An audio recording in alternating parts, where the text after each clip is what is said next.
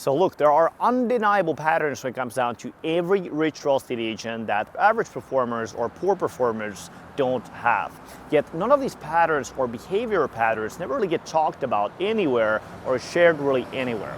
So what I want to do in this video is to share with you the four main things rich real estate agents do that poor real estate agents don't do. Now, if you don't know who I am, my name is Pasi Poutanen, and during the last half a decade, my mission has been focused on growing a company where we work with real estate agents one-on-one to grow the real estate businesses through social media. Now, when it comes down to doing this, I've had the chance to work with real estate agents who are some of the top 50 real estate agents in terms of production in their businesses, but I've also worked with real estate agents who are kind of doing well, maybe making couple $100,000 per year, also going back all the way to completely new agents who are just starting out with their businesses. And I've had a pretty unique perspective because we've had the chance to talk to thousands and thousands of real estate agents, personally one-on-one with our team, and I've seen the patterns of what really works, what gets people results, what kind of behavior, mental patterns get people results or not. So what I want to do in this video is again to share with you those four main things that I've seen that can be very helpful, and when you can become aware of these, they incredibly drive your business forward and get you to that next level. So the first one is actively using a CRM. Now, this sounds very simple. This sounds like the most simple thing in the world. And you're probably thinking something like, well, I already have a CRM, like I already have a KV Core, I already have a follow-up boss, I'm already using a CRM. And look, when real estate agents come to us for help, we work with real estate agents, most real estate agents, statistically about 70% of real estate agents actually already have a CRM. The issue is in the fact that it's not being used properly and it's not being used correctly. So when it comes down to using a CRM, it's a little bit like Ray Dalio, one of the leading hedge funds managers in the world's history, actually showed in his book, Principles. He talks about this concept of the second order consequences and third order consequences. And what I mean by this is that when you're using a CRM, when you go out there and you start updating your contacts, or you start sending some messages every single day, or you start doing some calls to those database people that you have, the first initial reaction you'll see from that CRM won't be that large, meaning your business won't change in the next week if you start sending messages, or when you start contacting your sphere, or when you start sending out valuable content, as an example, to your CRM. It doesn't happen, but what's going to happen as a second order consequence, meaning as a consequence of the consequence, is that the leads in your CRM, they start to see you as having some more consistency, seeing you as somebody who's more reliable, seeing somebody who's more professional because you're being in constant touch with them and providing with relevant, valuable information. The same applies to also as a third order consequence. So when you have that consistency, when you have that reliability as a real estate professional, what's going to happen is that now you start to have more trust with that database, with those sphere influence, with those leads that you have in that database. And when you have more of that trust, those people start to see you in a different way. They start to see you, hey, this is a guy that, okay, let's say I sell my house, he's going to respond to all the leads, he's going to follow up on all the leads, he's going to be somebody who's going to be reliable and stay in touch with my communication. Because really, the biggest objection, if you really talk with real estate agents, or if you really, been in a contact with real estate agents, is a lot of times people don't pick up their phones. A lot of times people don't answer to the messages, or they don't follow through on different projects. And you know this yourself, if you've seen this in the marketplace, or you've been in a real estate team, you know this for a fact. And the homeowners, they may not necessarily consciously think that way. They don't think like, oh, this real estate agent's probably not gonna answer my messages, but subconsciously they know, and subconsciously they start to feel that when you start to stay in touch with those leads that you have. And then, as a fourth order consequence, fifth order consequence, when it comes time for their friends to sell a house, for the family to sell a house, for somebody they know to sell a house, and maybe that lead is now not in that database you have, but it's somebody they know. Maybe it's their friend, maybe again it's their mother who needs to move, whatever the case may be. Well, who's staying top of mind? Who's being that reliable agent? Who's being that person they want to work with? Well, of course, that's going to be you, because you are the person that's been staying in touch with them this whole time. Now, the same applies to also using your database, using your CRM to do your different marketing type of projects. Meaning, a lot of times what I see when people say they use a CRM is that they're sending out pre-made templates, they're sending out some market updates, things like this they usually get from the brokerage, or let's say from some cheap software for 30, 50 bucks a month. Now again, you're probably thinking right now, well, that's sending out drip campaigns, that's doing nurturing, but that's really not what nurturing is. Nurturing is building a relationship. Nurturing is being somebody who's providing value. And if you're just sending out pre-made templates or just sending out automated content, you're really not putting out any value add. The value per letter in those pre-made templates, in those automated content. It's really, really low, and it really comes off as spammy really in today's day and age that we're in. So what's really important is that when you do use your CRM and you want to nurture that CRM, is have high level, very good professional communication and be somebody who's really valuable, who's more valuable than the rest of the people in the marketplace. Again, that's going to set you apart, and as a third order consequence, fourth order consequence, fifth order consequence, whenever you start to make those tiny shifts into your marketing, where your content starts to be really good, when your information you provide starts to be really valuable, the information, the way you provide the information, when you explain the information starts to be better, you're going to automatically start to increase these different factors, ultimately leading you into being that number one agent in the person's mind. So doesn't matter which CRM do you have. Is there a secret CRM that's better than the rest? No, there is no secret CRM, there's no secret tool, you just have to use it. Literally, I've seen people use spreadsheets and they're good. So let's talk about the second thing that rich real estate agents do that poor real estate agents don't do, which is seeing yourself as a marketer. Now, the truth is, most real estate agents, they see themselves as somebody who's selling houses and who's helping buyers really to buy a house. And that is true to an extent. So right now you may be thinking, well, I'm a real estate agent, so of course my job is to sell houses, of course my job is to help renters, of course my job is to help buyers. And that is true, but at the same time, we have to remember something like Gary Keller, the founder of Keller Williams, company valued at over $1.5 billion, said, which is that you can have a doctorate in real estate, you can be a professional litigator. It doesn't matter unless you're getting clients, unless you have clients you can use the skills to help with. And the same exact thing applies to real estate and real estate agents. So what I see a lot of times is that people who are doing kind of average, or people who are doing very poorly, oftentimes they see themselves as somebody who's doing this job. They're kind of like going out there and helping these buyers, helping these sellers. But at the same time, we must remember what is the job of a real estate agent actually, which is the fact that you're providing extra value to those homeowners, you're providing that extra value to those home buyers, providing that extra value even to those renters. And really, the fact is the value that you're providing is somebody who's being able to market the house, to sell a house, or to buy the house at the best possible price, at the best possible, in the best possible way. So a lot of times what I see real estate agents is that they prioritize client service delivery. They're really good at client service delivery. They go out there, they put their hearts into it when it comes down to working with buyers, working with sellers, but at the same time they forget the fact that the best service is not just necessarily emotionally connecting them only, even though relationships are extremely important, but it's also being able to market themselves and market that house in the best possible way. And this is exactly the thing that I see rich real estate agents do extremely well when it comes down to the real estate businesses. They prioritize marketing because they understand that marketing is the service that they actually sell. So, and really when you think about the fact that, like I talked with the previous point, when it comes down to the second order consequences, the consequences of the consequences is that when you become a better marketer, you become somebody who's able to shoot awesome videos, you become somebody who's able to really become that content machine, produce content that's really going to be going out on organic social media, on your paid advertising, or even just traditional marketing. You become somebody who's really good at, being out there and being out there in the local marketplace and building these relationships. The better marketer you are, the better your service gets, because now when you get that listing and you go out there and you go to the house and you start marketing that property, you become somebody who's not only able to just take some pictures and put it out on the MLS, but you become somebody who's able to market the house exceptionally well.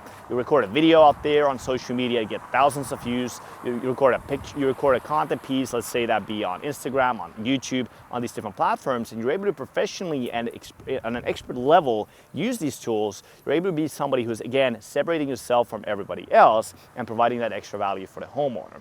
Now, the better you do your job when it comes down to marketing a specific house, obviously the more demand you can create that for that house, the better and more clients you start to get, because the people that, you sold the house here, the next client is going to look at that material, they're going to look at your social media, and they're going to judge. Is this guy just going to come in and take some pictures and just put it out on their MLS to grab some money, or is this guy going to be somebody who's going to provide that extra value, somebody who's really good at when it comes down to doing this stuff?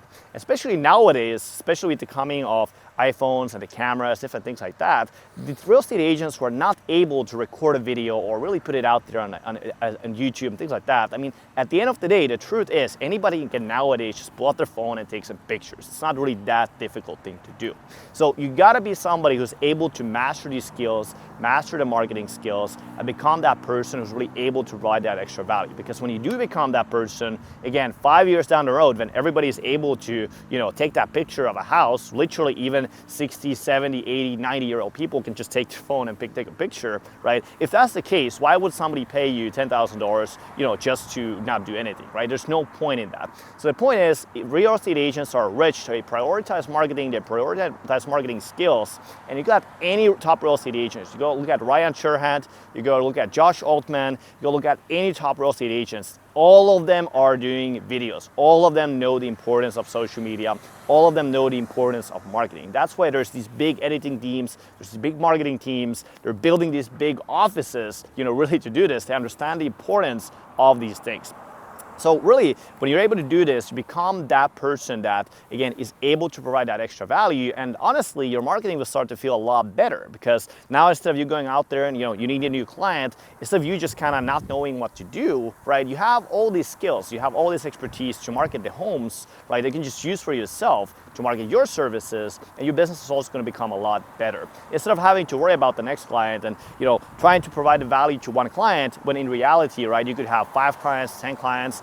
And that's really what real estate agents do exceptionally well, is that they see and prioritize marketing first, because they understand that the client service delivery is the marketing. The client service delivery is the same as your marketing.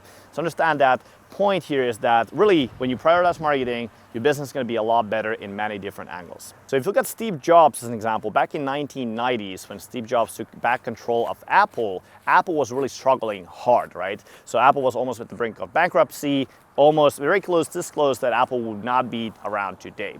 But Steve Jobs took back the control of that, and really the first things he did is that he took control of the marketing department. So when he started to work with these different marketing agencies, different marketing providers, instead of just giving the projects to them and say, hey, you guys just do this, just take this marketing and just do it for me, he worked with marketing agencies, but he directed and controlled the process from start to finish when it came down to working with them.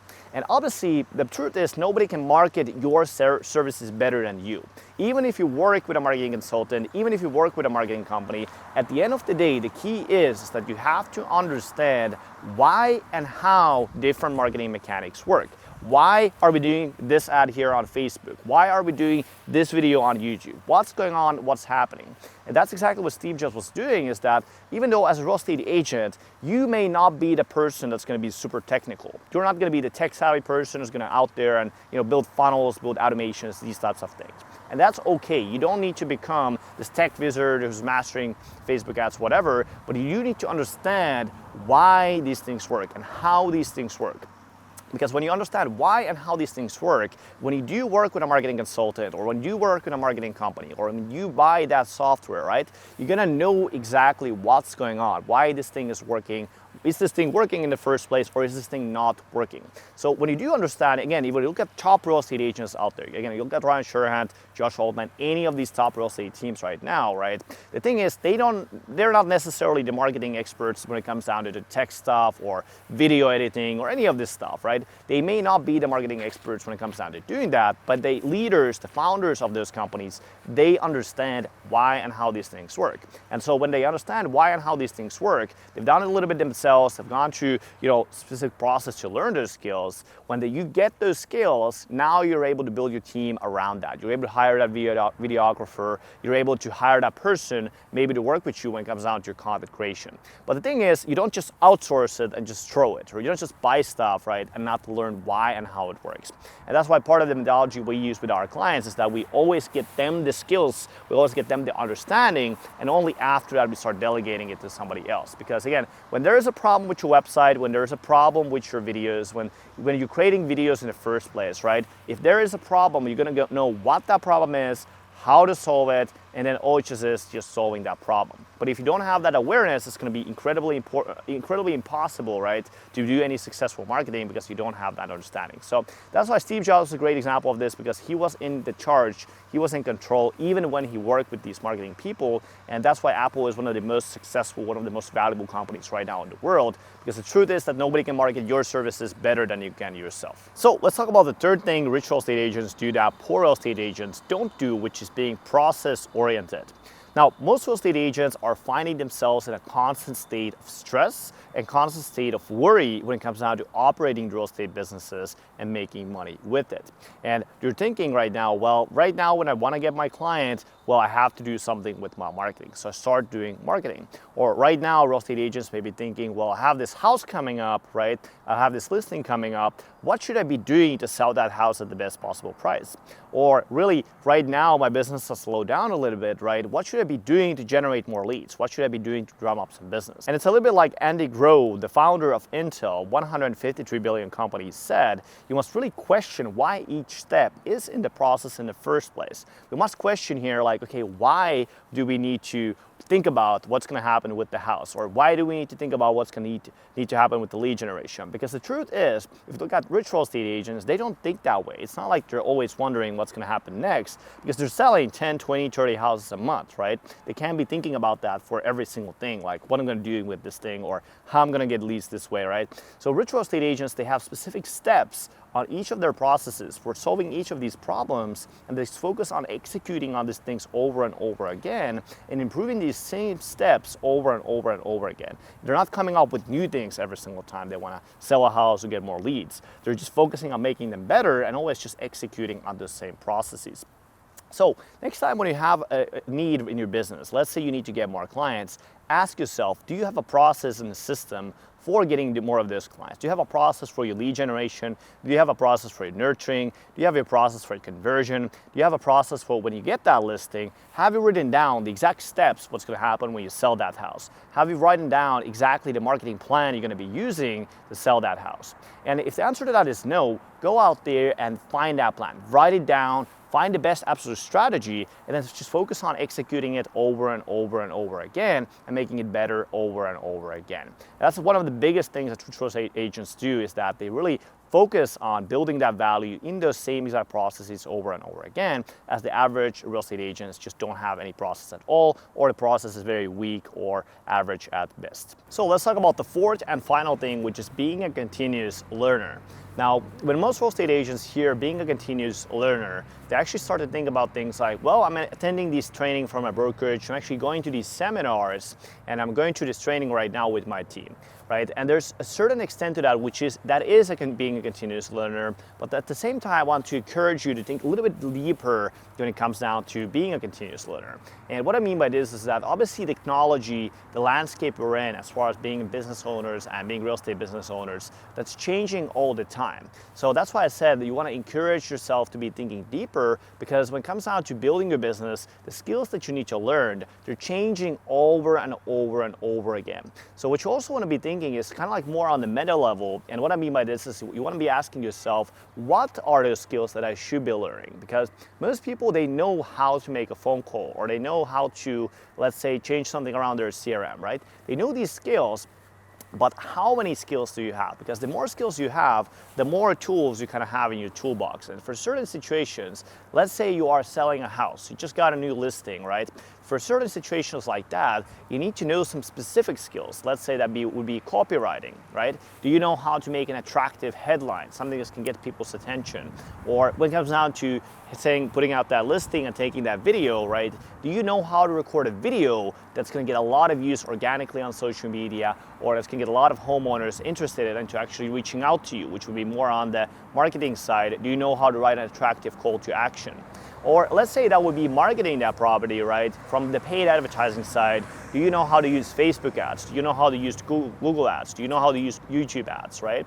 So having a lot of the range of these skills, and then thinking about like, what are going to be the skills I should be learning in the first place to improve my business or improve a specific process in my business, is a thing that, or a trait that rich real estate agents have, which is that even if they've done certain things in the past, they're willing to adapt to the new environment over and over and over again. And that's why these real estate agents, they stay in the business for long periods of time, oftentimes 10 years, 20 years, 30 years that they've been in the business, because they've always been adapting and always been improving with the marketplace.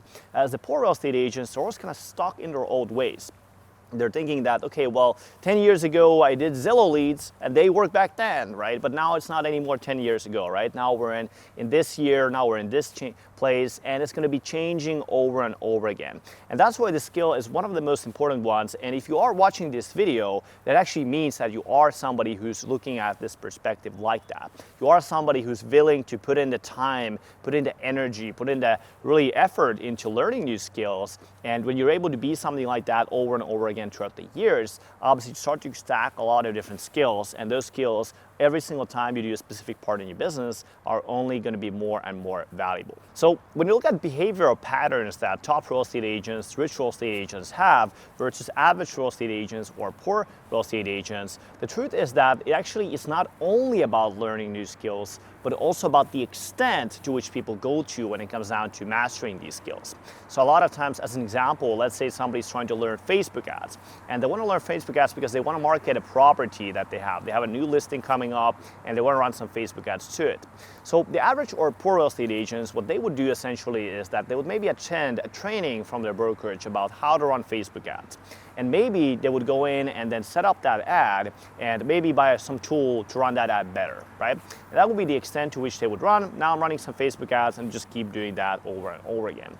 Now, the top real estate agents, the rich real estate agents, what they would do is that they would go to a training, they would implement whatever tool is needed, but at the same time, they will be on the lookout for better things. Is there a better way to run this ad? Is this ad actually good? Or is this kind of like average? Is this actually excellent? Or is it like average ad? So what can I do better in my next ad, and my next ad, and my next ad? What are some of the trainings I can attend to make that ad excellent, top tier, the best in my marketplace?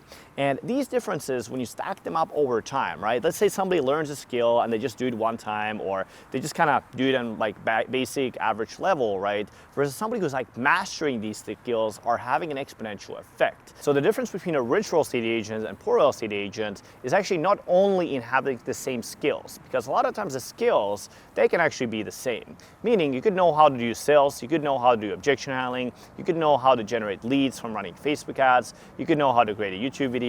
The skills could actually be the same, and the thing is, there's a difference though in the extent, the quality of the actions these real estate agents take.